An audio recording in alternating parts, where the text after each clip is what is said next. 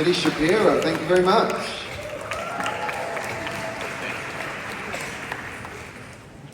It's cold and dark in corporate world, isn't it? So I hear, yeah. Where does Teddy Shapiro start with a show like Severance?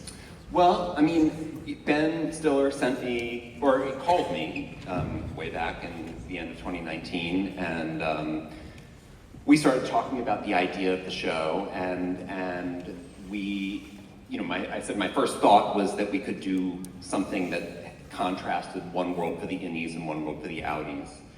And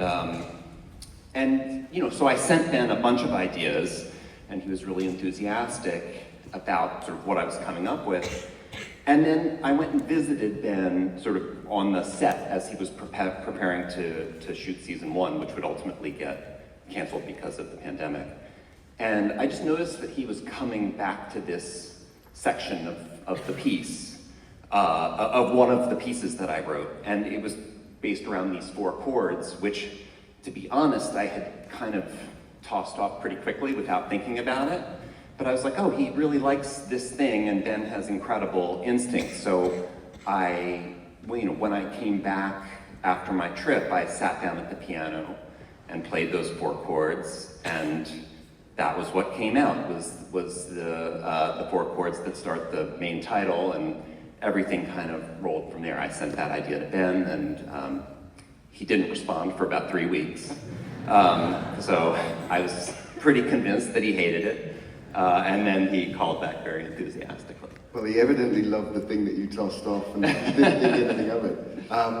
We spoke before at a different event, and you mentioned the conversation as an influence. Absolutely. Sort of 70s paranoia. Well, it's funny because I kind of walked into it without intending to. Once I sat down and played, like in the original thing that I wrote, those 4 chords weren't piano chords, they were kind of synthy.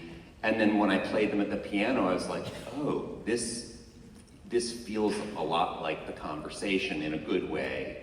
And little did I know, but Ben and Jessica Lee Gagne, the cinematographer, were really talking about a lot of 70s cinema influences for the show in general.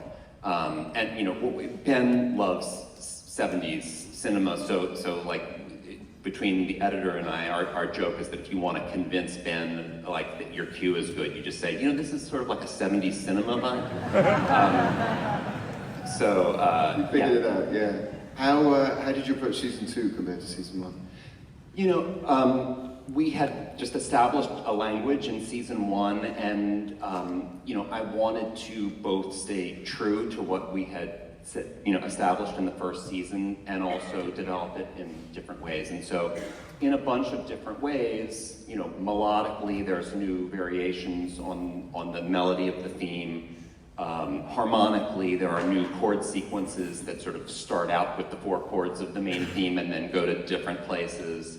And then timbrally, I worked very closely with a sound designer named Chris Lane, and we really leaned into the piano, just having seen that the piano was really the core of the sound in season 1.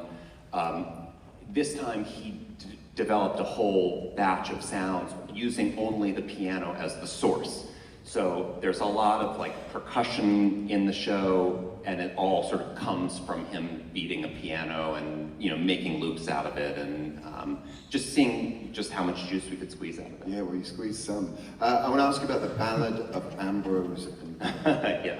That's a pretty important moment in season 2, and it's almost a sort of religious folk song there. Exactly. Yeah. One of the things that in season 1 we had the Cure hymn. And then in season 2, in episode 4, we hear this tune around Woe's Hollow that we started referring to as the Legend of Woe's Hollow. And it just occurred to me that we're developing this liturgy of musical themes that are connected to the Egan mythology. And so the Ballad of Ambrose and Gunnel is another episode in that liturgy. So good. Yeah. Well, is there more in that group? Have you started working on season 3? I'm sure that, no, I haven't. I don't know what I'm going to do yet. It's terrifying, but I'm just hoping that when I start hearing about where the story is going, that will lead me to whatever I'm going to do. I'm sure it'll be just as fantastic as season 2. Please give it up for Teddy Shapiro.